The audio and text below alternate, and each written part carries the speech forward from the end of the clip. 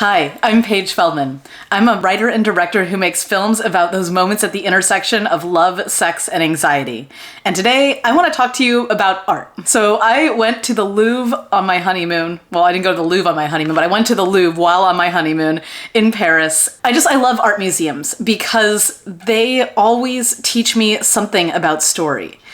First of all, just the way that you can connect with pieces of art and objects that were made tens, hundreds, thousands of years ago and still see the impact of the stories that people were trying to tell, the emotions they were trying to communicate, or just the rituals that they were performing with these artifacts. See them today in our modern world and have them affect our lives. That's something that's really special to me. It almost always teaches me something about my own artistic endeavors. And so today I wanted to share 3 things that I noticed at the Louvre that are relevant to filmmaking and that are going to help and influence me as I work to make my debut feature as a writer-director, and also just as I continue to progress and learn my craft better. So first, let's start with the Venus de Milo, who's the lovely lady on my shirt here. Now, the Venus de Milo is a statue, and the first time I ever saw her was in a photograph, like most people.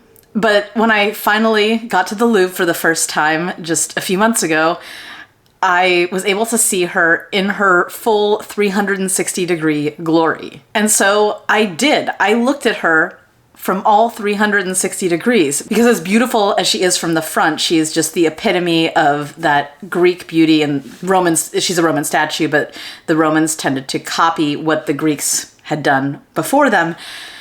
She is just picture perfect, but she is a statue. And so I walked around her 360 degrees. I looked at her from the back, looked at her from the side. I looked at her as she changed and shifted depending on where I was in the room. Because a statue is not a photo. A statue is meant to be looked at from all angles. She's not carved in relief against a wall. She is carved in 360 degrees, like as if she was a person made of stone. She is just a person made of stone, so the statue is.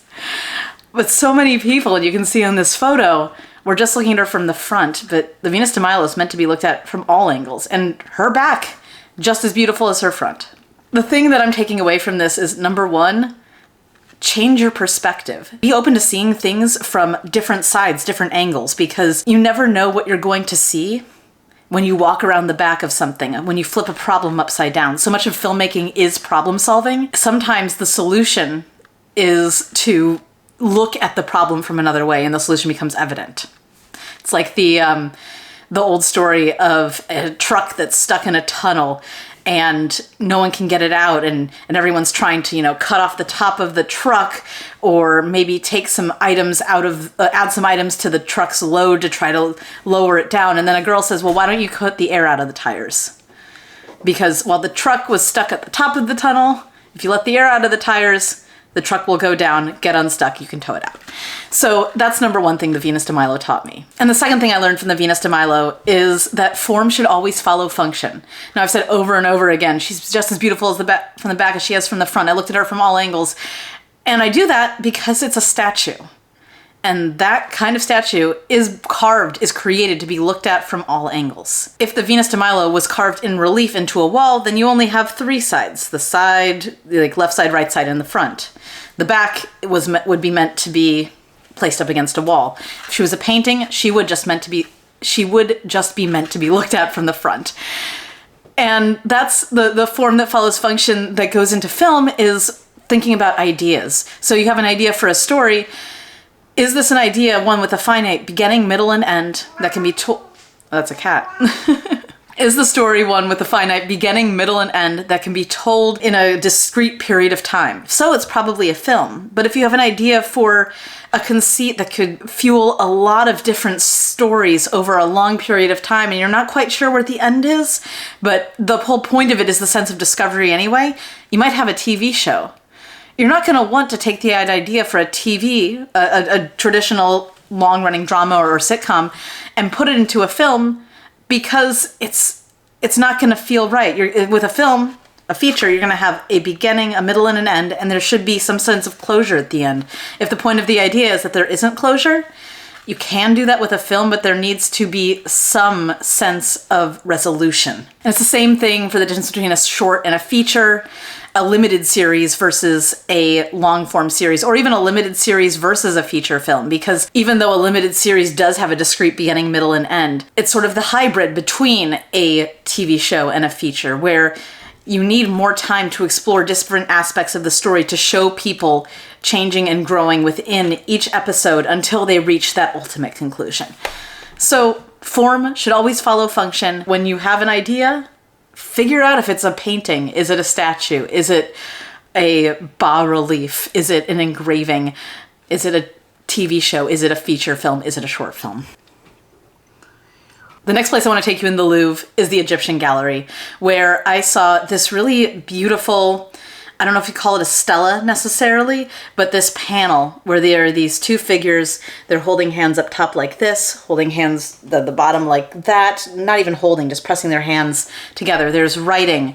There is a lot of symbolism and imagery, as there is often in Egyptian art and burial artifacts. This full picture I took of it, something struck me about this image, and I think it's the brightness of the colors and the interaction between the two figures. There's something very regal and formal about this full body shot. They seem to be participating in a ritual, something official, important. This is not something that I've taken from reading the placard at the museum. This is what I got, the impression I got from the framing of this shot. And framing and composition is really important, and that's what I want to talk about here, because the way that these two figures are looking at each other and interacting with each other, like I said, is regal and formal and ritualistic. And in this frame, that's what I get. But then I took another picture, because there was some before we walked away, and then I like, you know what, I need to go back and look at it again, because the thing that I kept getting drawn to was the look in the eyes between the two figures, with their hands just right there in between each other, the energy coming off their hands, just there was something about it. And so I took a picture, shoulders and above two shot, and now this pose seems intimate and warm and like I'm intruding on something.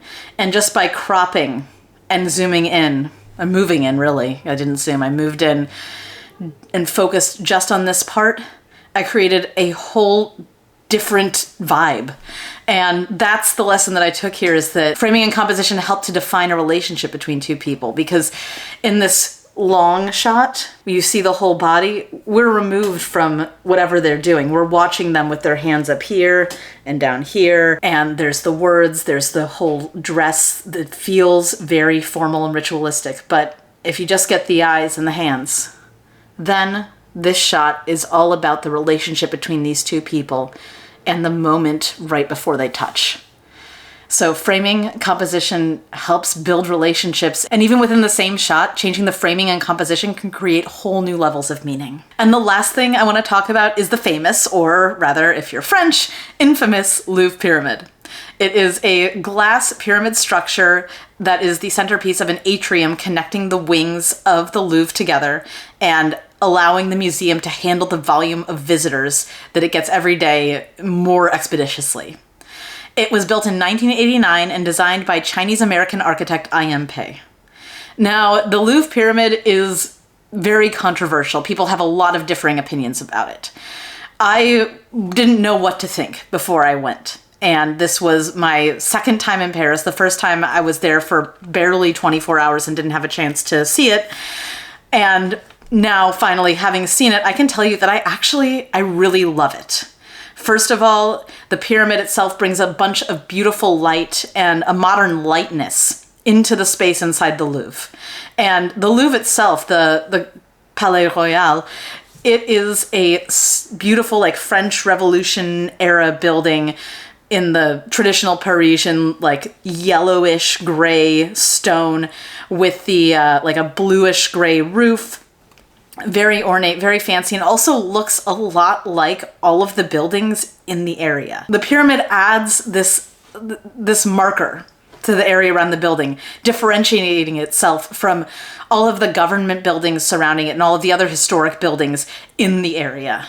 Also, from an artistic standpoint, I think it's kind of subversive and cool, because it's almost a meta commentary on the collection inside the Louvre. The Louvre has so much Egyptian art, so many artifacts from ancient to Roman Egyptian times. And all of these things are kind of things that were brought into the world because of grave robbers. A lot of them were anyway, and they're out of place. And so honoring that in a way with a pyramid and putting a pyramid over the building as the centerpiece of the building that houses so many unethically, at the very least, pilfered items is just, it's like a giant middle finger to the art institution, and also a reminder to people as they're going through the museum that maybe the ethics of art aren't, there's some questionable stuff there. Plus, all over Paris, if you don't know, there are obelisks, Egyptian obelisks, erected in the middle of streets and in the middle of the city. Multiple. And so this pyramid almost feels like a commentary on that as well. There's a connection there. There's something really cool about that, really subversive. And now everything I told you could maybe sound like something that I Am Pei was meaning to do, but actually, no. I did the research. All of that was the impression that I got after visiting Paris, after visiting the Louvre, after studying art history in high school and college. No, I Am Pei, if he thought about that, he didn't state it out loud, which is probably smart because I'm sure the French would not have been happy if he had said, yeah, this pyramid's a giant middle finger to you and all the art that you have inside the Louvre. No, I Am Pei used the pyramid as a way to bring light into the building while also creating an interesting focal point. And the focal point that he chose, the pyramid, is also a commentary on French landscape artist André Lenotre's work. Plus, these pyramid forms are a signature of his. The Rock and Roll Hall of Fame in Cleveland has some. The Louvre Pyramid was designed after early plans for the John F. Kennedy Library. And at the Washington, D.C.'s National Gallery, the East Wing, that he designed, there are pyramidal forms there as well. I didn't share all of my observations about the pyramid to kind of brag about my knowledge of art interpretation, but rather to show you that artist intentions don't necessarily matter after you put something out into the world. Because the ghost of I Am Pei could come here and argue with me until I'm blue in the until he's blue in the face. Well, I guess he's already blue in the face. He's a ghost. Maybe I'll just be blue in the face listening to him argue. But regardless, he could come and tell me all of his intentions, but that doesn't change the fact that I took something different from his work based on my own life experience and knowledge. As a filmmaker, as an artist, as a storyteller, you can't stop that once you transfer a story into someone else's head. They're going to take what they take from it and value what they value from it, and maybe even interpret it completely wrong and completely contrary to your expectations. And there's nothing you can do about it, and actually I think it's quite beautiful. And I've been misinterpreted before, and I'm just gonna... So I have this script called Definitely Not Anymore, and it's a romantic comedy set at Passover, and it's based on the true love story of my great-aunt Carney and great-aunt Maxine, who were colleagues in relationships with other people, and in a week, when their significant others were both out of town, they ended up falling in love and getting married. It's a fantastic story. The script is loosely based on that, and I submitted it to the Nicholl, and I got some comments back from a reader who did not like the script. All of her comments were positive. I'm saying her, assuming it's a woman, because at the end of the comments, I was like, I wonder why she didn't give me a positive score, because she's saying like there's a lot of good stuff about the dialogue and about the pacing, about the story itself. And then she gets to the end and she says, Carrie, who's the main character, Carrie seems like he's difficult to live with. Like the kind of person who's not going to throw his socks into the hamper even if it's 5 feet away. I don't think that I could live with him, and I think that he is really annoying and I hate him. I'm not sure what that reader was talking about. My hypothesis is that my main character, the male romantic lead, reminded her of an ex-boyfriend, or him or them, of an ex-boyfriend, and they couldn't like the story because they were so mad at that character because they were so true to life. And you know what? I take that as a compliment, because that means that my story got under their skin and touched them in some way. And even if they took the wrong intention from that, which is that my male romantic lead is not romantic at all, I got a reaction. Someone is going to remember that feeling because of a story I told, and I'm happy about that. And that's the power of art. You can connect with someone else's story or experience or vision of the world, someone you don't even know from across the country or across time, in the case of the Louvre, and understand your own human experience more because of the light that they shed on it. Whether or not your understanding of their piece of art matches theirs, you've gained something and they've given you something. And that is kind of, it's why I tell stories, is to connect with people and have people feel a connection with something greater than themselves, with the fact that, yeah, someone understands me, someone wrote something, painted something, filmed something, did something that connects with my own experience of the world and makes me feel less alone. And so that's why I do what I do. And that's also why I love art museums, because they teach me so much about the creation of art, while I also get to just bask in beauty and strangeness and inspiration and run around and see paintings by my favorite painters. Thanks y'all so much for watching, and if you'd like, leave a comment down below with your favorite piece of art. I'd love to check it out and see what inspires you. Thanks, I'll see you next time.